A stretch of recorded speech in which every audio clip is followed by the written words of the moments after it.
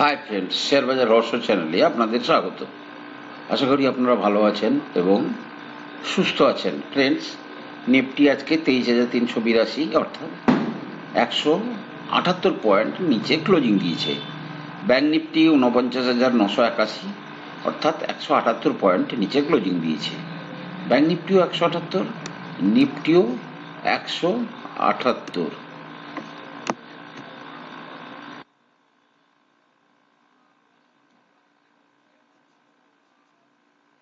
Yes, correct. আচ্ছা, DII আজকে 1516 কোটি টাকার বাই করেছে, এফআইআই 2,464 কোটি টাকার সেল করেছে। ফ্রেন্ডস, দেখুন, মার্কেট কখনোই আনসার্টেনটি পছন্দ করে না। ঠিক আছে, কি কি আনসার্টেনটি? এক হচ্ছে, ধরুন, রুপি দিনের পর দিন উইক হয়ে যাচ্ছে। আজকে এমন একটা টাইম ছিল যখন রুপি প্রায় 88-এর কাছে চলে গেছিল। রুপি মানে 88 টাচ করার কাছাকাছি থেকেই নিচে এসছে। আমি যদি আজকের এটা দেখি, 87.97, মানে জাস্ট কিছু পয়েন্ট বাকি ছিল, সেখান থেকে রুপি নিচে এসছে। তাহলে রুপি আর কত উপরে যাবে? এটা একটা বড় চিন্তার। এর জন্য গভর্নমেন্টের একটা যে ট্রেড, সেটাতে একটা হিউজ ডিফারেন্স তৈরি হচ্ছে। ট্রাম্প যে রেসিপ্রোকাল ট্যারিফ লাগাবে বলছে, ট্রাম্পের যুক্তিতে সেটা ঠিকই আছে। এবারে সেই যুক্তিকে যদি মান্যতা দিতে হয়, তাহলে সেটার উপরে আমরাও এফেক্টেড হব। যদিও বাজেটে আমরা কয়েকটা জায়গাতে ট্যাক্স ছাড় দিয়েছি, কিন্তু এই সমস্ত জিনিসগুলো তো এখনো স্থির হচ্ছে না। তৃতীয়ত, নতুন ইনকাম ট্যাক্স ল আসছে। এবারে এই নতুন ইনকাম ট্যাক্স লতে দেশীয় কোম্পানি, বিদেশি কোম্পানি, তাদের মধ্যে কি ডিফারেন্স থাকবে, না সবাইকে একই ক্যাটাগরিতে ফেলা হবে? সেই জিনিসগুলো নিয়ে মার্কেট কিন্তু বেশ কিছুটা অনিশ্চিত আছে। এবং মার্কেট যখন একটা ট্রেন্ডে চলে, ধরুন আপ ট্রেন্ড, ডাউন ট্রেন্ডে যখন চলে, দেখবেন আপ ট্রেন্ডে যখন চলছিল অনেক দিন, মার্কেটের যে সমস্ত এক্সপার্টরা বলছিল যে মার্কেট কেন উপরে যাচ্ছে, কেন উপরে যাচ্ছে, কিন্তু মার্কেট কারোর কথা শোনেনি, সে কিন্তু কন্টিনিউস উপরে যাচ্ছে। তেমনি ভাবে মার্কেট যেমনি নিচে আসছে, তেমনি দিনের পর দিন অনেকে বলছে মার্কেট এত নিচে যাওয়া উচিত নয়, কি অমুক তমুক, কিন্তু মার্কেট কিন্তু সেই নিচে যাচ্ছে। ফাইনালি একটা সেকশন অফ পিপল, বিশেষ করে রিটেলকে, তারা প্যানিক করানোর চেষ্টা করবে।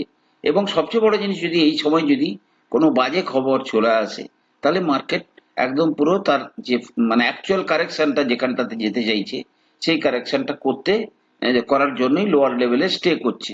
সুতরাং পেন আর কিছুদিন বহন করতে হবে। ওই যে যেরকম রাকেশ ঝুনঝুনওয়ালা বলেছিল, market is just like weather. ভালো লাগলেও আপনাদের সহ্য করতে হবে, না ভালো লাগলেও আপনাদের সহ্য করতে হবে। President Donald Trump said he will announce, মানে আজকে, the United States will impose 25% tariff on all steel and aluminum imports, including Canada, Mexico, সবার উপরে। কানাডা মেক্সিকোর উপর লাগলে যা লাগে লাগুক, কিন্তু মূল প্রবলেম হচ্ছে এর জন্য ক্ষতিগ্রস্ত সবচেয়ে বেশি কে হবে? চায়না। এবারে চায়নার সঙ্গে আমাদের যে সমস্ত ট্রেড রিলেশন, তাতে কি হচ্ছে না, চায়না কি করবে, আমাদের ইন্ডিয়াও একটা বড় মার্কেট, এখানে কিন্তু সে তার সমস্ত মাল ডাম্প করা শুরু করবে।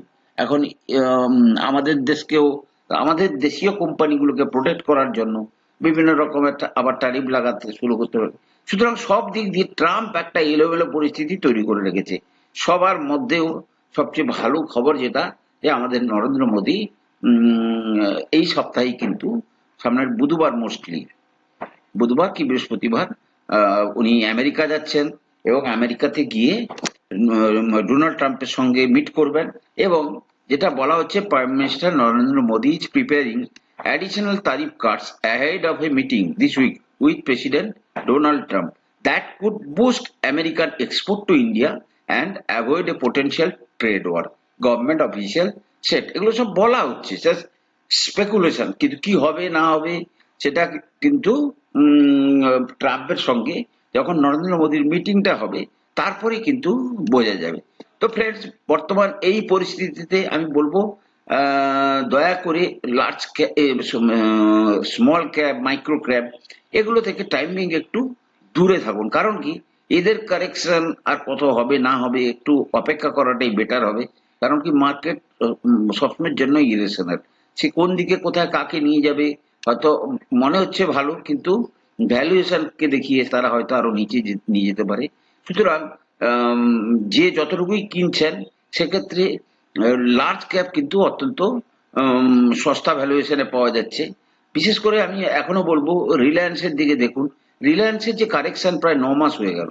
রিলায়েন্স যদি দেখা যায়, আমরা যদি রিলায়েন্সের চার্টটা দেখি তাহলে দেখতে পাবো রিলায়েন্সের চার্টে, রিলায়েন্স যদি দেখা যায় সে যে হাইটা করেছিল কবে, জুলাইতে, তাহলে July, August, September, October, November, December, January, জানুয়ারিতে লো করেছে, জানুয়ারিতে লো করেনি, ডিসেম্বরে লো করেছে। লো করার পরে জানুয়ারিতে কিন্তু সেই লো ভাঙেনি। নাও ইট ইজ ফেব্রুয়ারি। সুতরাং রিলায়েন্স কিন্তু মার্কেটকে প্রথমেই সাপোর্ট করার সম্ভাবনাটা প্রবল। এবং সবচেয়ে বড় জিনিস হচ্ছে কি, রিলায়েন্সের রেজাল্টও ভালো এসছে। আমরা যদি এবার রিলায়েন্সের রেজাল্ট দেখি, রিলায়েন্সের রেজাল্টটাও ভালো এসছে। সুতরাং যে যতটা পাচ্ছেন অল্প অল্প করে মার্কেটে এই সমস্ত বড় শেয়ারগুলো কিনুন। বড় শেয়ারগুলোর যখন ভালোই আপনারা 15-20% রিটার্ন পেয়ে যাবেন, তারপরে সেখান থেকে আপনারা অন্যান্য শেয়ারে অ্যাজ পার অপরচুনিটি, সেক্ষেত্রে আপনারা কিন্তু সেটার ব্যাপারে ভাবনা চিন্তা করতে পারেন। বাট এই মুহূর্তে যেটা বলা উচিত সেটা হচ্ছে ছোটখাটো শেয়ারগুলোতে একটু অ্যাভয়েড করুন, বড় শেয়ারেই কিন্তু ইনভেস্টেড থাকার জন্য চেষ্টা করুন। ফ্রেন্ডস, মোটামুটি আমি কোনো সেবি রেজিস্টার্ড অ্যানালিস্ট নই। কোনো শেয়ারে কেনা বা বিক্রির আগে আপনারা আপনাদের ফাইন্যান্সিয়াল অ্যাডভাইসারের পরামর্শ নিয়েই কিন্তু শেয়ারে কেনা বা বিক্রির সিদ্ধান্ত নেবেন। ভালো থাকুন, সুস্থ থাকুন। ভিডিওটা ভালো লাগলে লাইক করুন, শেয়ার করুন, কমেন্ট করুন। কথা হবে পরের এপিসোডে।